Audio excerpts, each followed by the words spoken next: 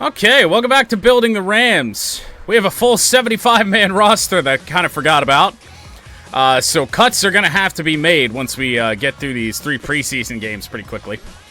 Now, drafting Cam Rising when we also had Stetson Bennett, quarterbacks that are already old by the time they've even entered the NFL, really probably wasn't the smartest thing to do, but we just didn't have our quarterback of the future in this draft that was available for us to get.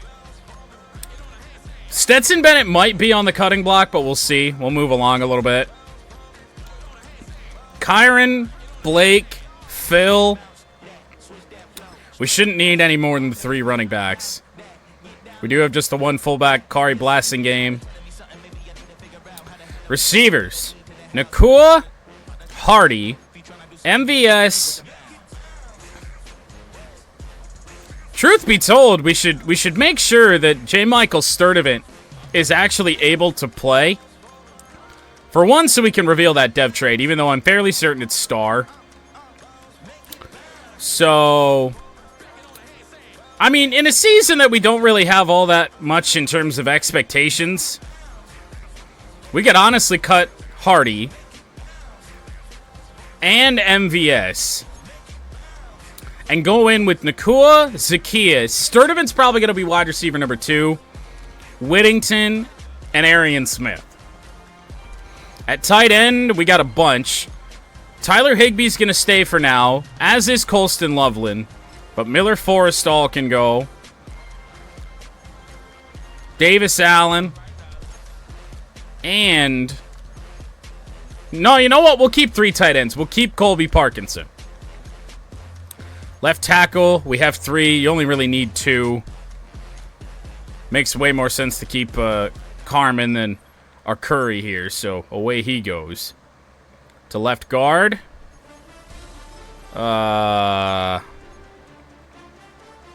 Maybe a little bit later on in this franchise, we would cut Bredesen, but for now, I think we cut Leviston. I think that makes the most sense.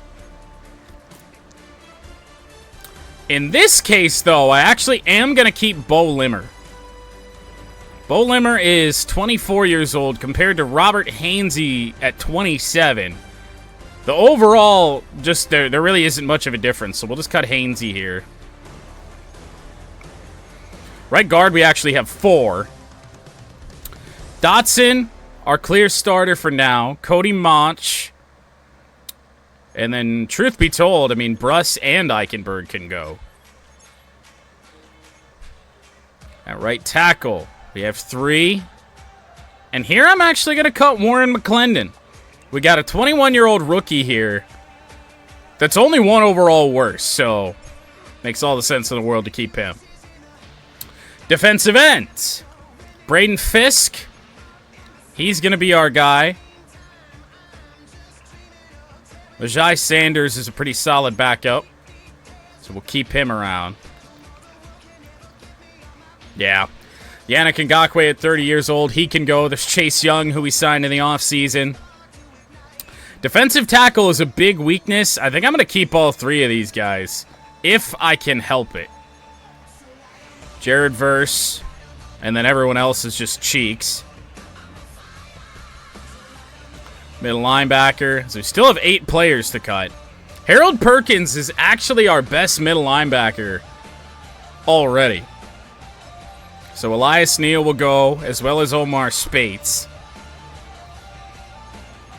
Byron Young. I mean, we got a nice solid core here, I think, for this team. Still need to cut 5.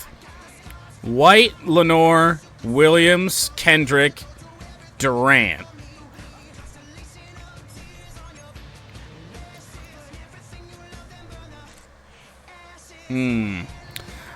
Yeah, I think we take the 50K cap hit and cut Hodges Tomlinson. Keep those 5 corners. Oh, we got a bunch of safeties. John Johnson, DeMonte Casey, Cameron Kinchins. So McCullough and Russ Yeast are going to go. And then at strong safety, really, we should probably cut James Bradbury. Cameron Curl, the clear starter here.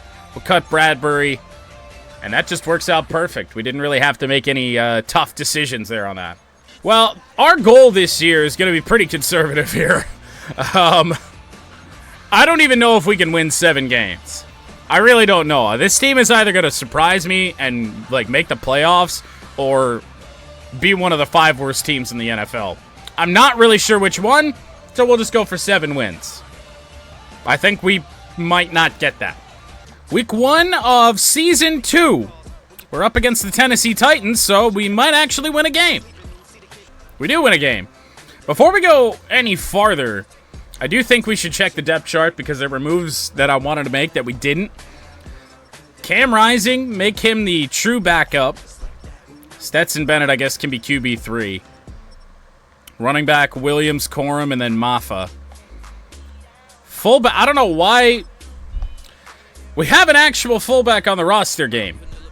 Kari Blasingame at fullback. Oh, so the depth chart actually did it for me with Nakua and then Sturdivant. Zacchaeus, Whittington, and Smith. Good. Higbee, then Loveland. I don't know why it would put Colby Parkinson over Colston Loveland. That makes no sense. At left tackle, I mean, why is this? This is all kinds of bizarre. I think it's going to have to be Spencer Brown in that spot. Not like any of this really matters. The game always seems to do this. Alright, so put Mach in that spot for a second. Then we'll put Brown at right tackle. Come back over here to left tackle. That's where Bakhtiari will go. I mean, we do have backups for each of these positions, too. Although, I guess, really, it would make more sense to put Spencer Brown in that backup spot and then put Carmen there, the actual backup left tackle. Left guard, that one's mostly normal. Center, that's good to go. Right guard's good to go. And then just the backups is what we have to worry about there for right tackle. Left defensive end, give me Braden Fisk. Why isn't Braden Fisk starting anywhere? That's a bizarre one. Right to... Oh, because Kobe Turner's over here. Okay, well then Chase Young can start. And I mean, I really would like Braden Fisk to start. Because Kobe Turner... I mean, Kobe Turner's only in year 2. Braden Fisk is going to be, I think, in... Oh, Kobe Turner's in year 3. Braden Fisk is in year 2.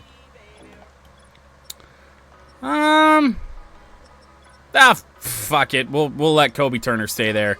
Defensive tackles, it really doesn't matter. We really suck. Just all over there. Left outside linebacker, Jared Verse. Put Cox. Actually, we'll do the same thing as we did with the offensive line there. Have the better player in there. Middle linebacker, Harold Perkins needs to be starting. What is this depth chart? That makes 0 sense.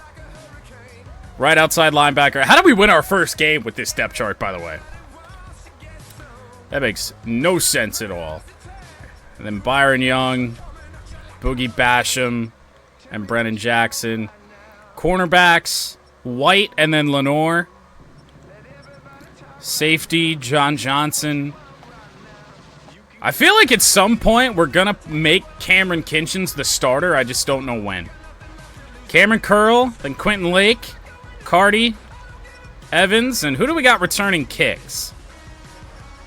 We have a 97 overall kick returner, Arian Smith. Whoa. That's a real surprise. We knew he was good on that regard, but I didn't know he was that good. Our 5th wide receiver is at least going to see some playing time here. And then Joshua Cardi will be kicking off with the higher kick power. All right, week 2, we are at home against Atlanta, who lost week 1. Depth chart's all figured out now, at least the way I want it. Let's see if we now lose games. I really couldn't explain to you how, outside of the teams that we face just probably aren't very good. But the Los Angeles Rams are 2-0.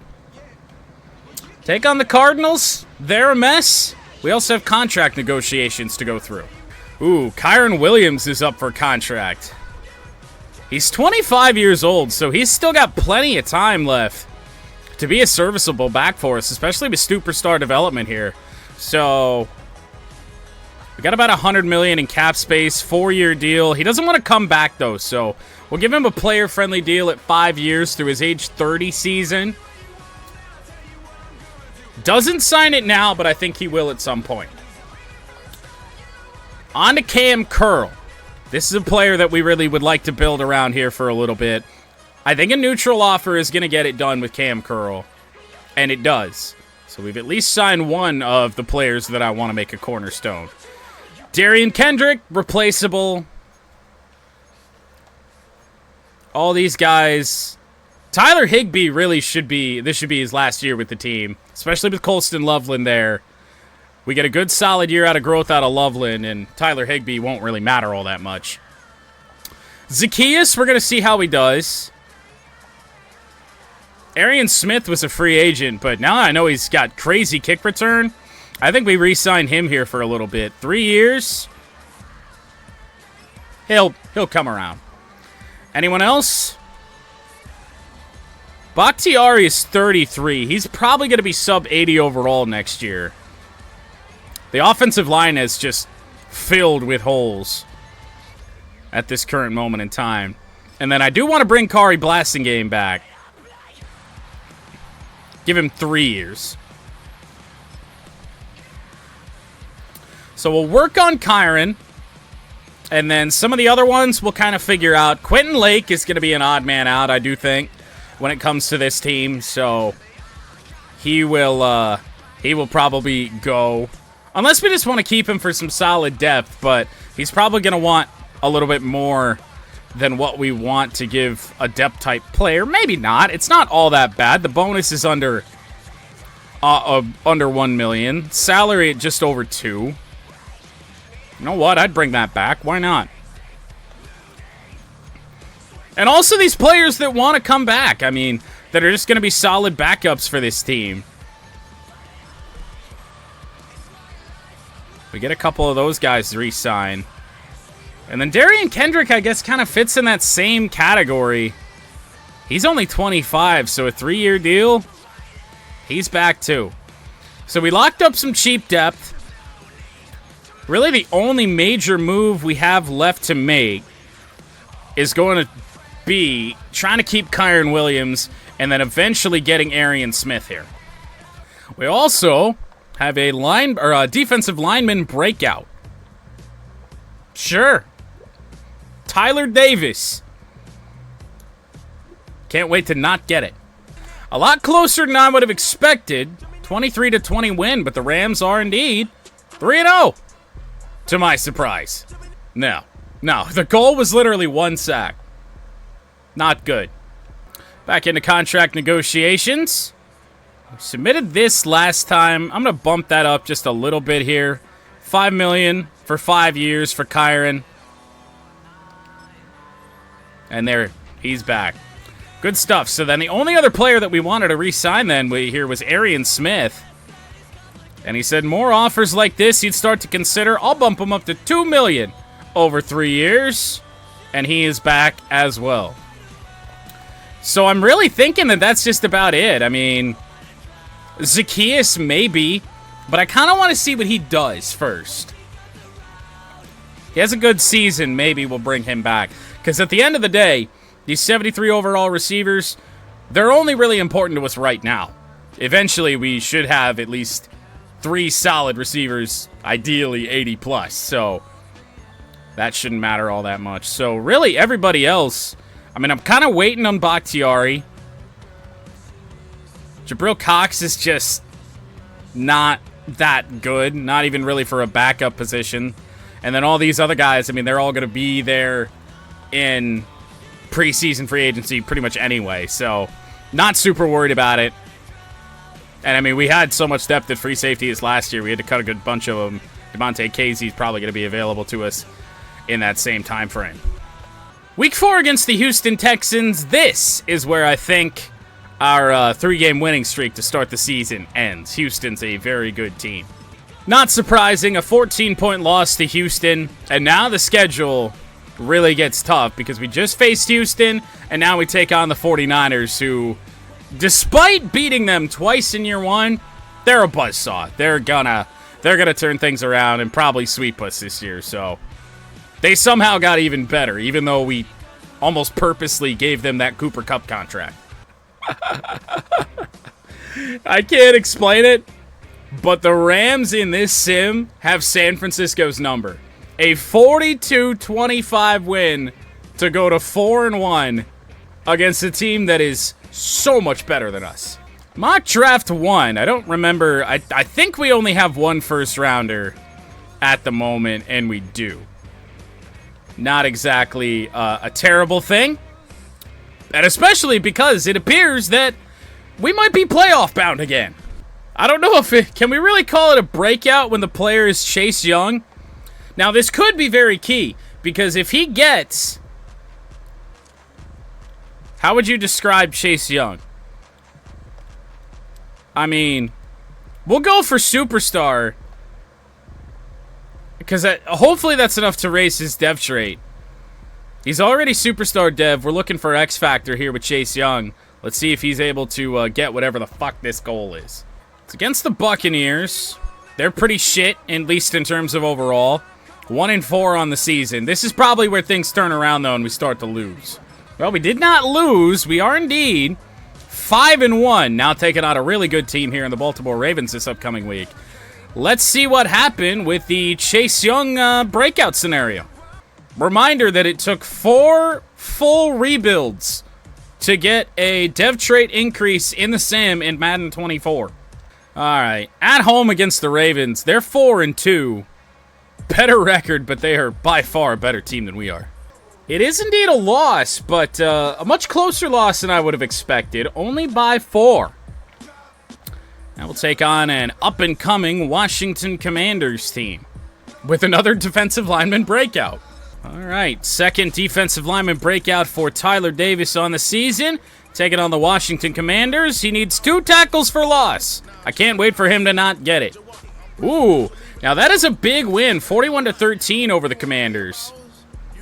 2 tackles for loss is certainly possible with that scoreline. Ooh, this is encouraging. Now, I don't know what Tyler Davis's dev trait before was. I'm going to assume that it was just normal, so we probably got him up to star development. So it's nothing special, but hey, that's nice. He does now have star development.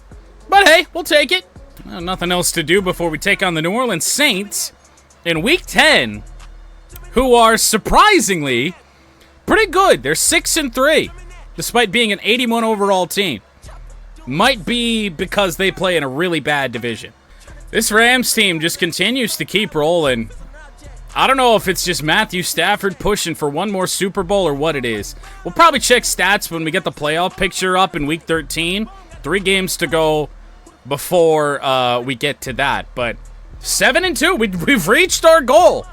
It's Week 11. How much did Tyler Davis factor into that? Why is Tyler Davis just the focus of this entire rebuild here in year 2? Man better make some plays, I'll tell you that, when we actually get to the playoffs again. Looking like this season, but he better make some damn plays. He's gotten boost after boost this year. Week 11 against the Seahawks, who are 5-4. I just can't explain it. We're a win away already from being not quite playoff locks, but we go back into that whole thing that I always say. 9 wins can get you in the playoffs. We do have the Niners this week in primetime, who have not beat us yet in this rebuild. They're 4-5-1. They're not very good, and I don't really know why. I mean, just look at that team. But let's see if our dominance against the Niners continues. No, the Niners do finally get one over on us. We fall to 8-3. We face a pretty good Jags team here in Week 13. But let's check that playoff picture. Rams, to my surprise, are currently the 2 seed. which would mean a home playoff game. I just can't explain it. Just can't explain it. Okay, well, it's certainly not Matthew Stafford, although he's having a fine season. At least in yards, he's certainly not the one really moving the football. Kyron Williams, almost 600 yards on the season, 7 scores. Stafford, again, is running the ball, and I really couldn't explain to you why or how. He's just not, especially at his age, he's just not a running quarterback. Don't really get that. I mean, he's got more yards and more carries than Blake Corum. What are we doing here? Holy Puka Nacua. He's already got 1,000 yards on the year, but I guess he is the only real receiver worth a damn here in year 2.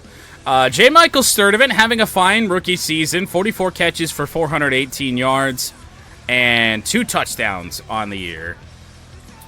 Loveland, only 3 catches, 22 yards, no scores.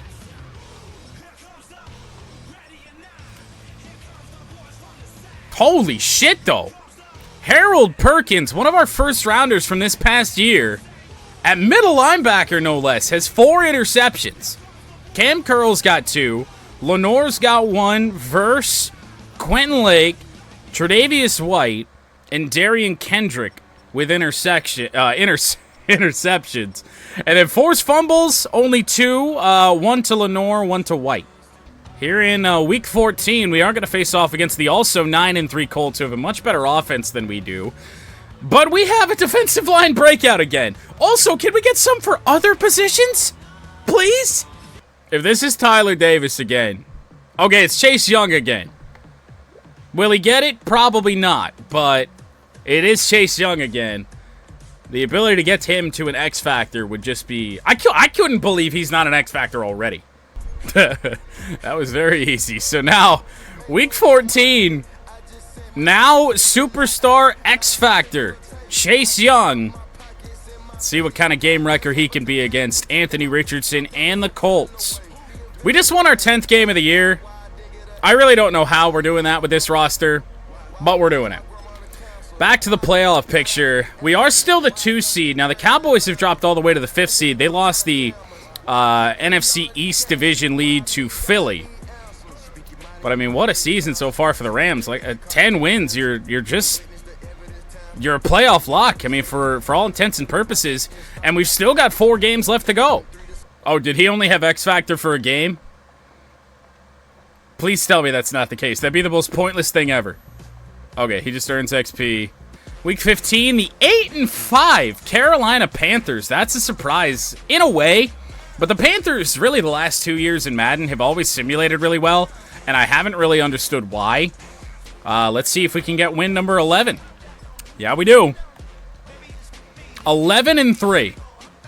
11-3. We've got the Seahawks on Sunday night with no breakout this week. Shocking. I just don't understand how this team is rolling like they are. I don't know if I've gotten a sim like this since that weird season in building the Raiders where we made the playoffs just out of nowhere, where we were the 1 seed out of nowhere. The first time we ever made the playoffs. Let's take a look at the playoff picture. We are still the 2 seed. I don't know if it's even possible to pass Philly at this point. Week 17, the Cardinals have rebounded their season nicely. We faced them in Week 3 when they were 1-1. 9-6, borderline playoff team. They need this win, and they don't get it. I mean, we got 1 game to go. I mean, we are locked in the playoffs with 13 wins. Let's take a look at the standings and see if we can even touch the Eagles. Actually, yeah, I mean, we can. If they lose in the final week of the regular season and we beat the Bears, we would be the 1 seed and quite possibly the top seed in the NFL. But more importantly, the top seed in the NFC.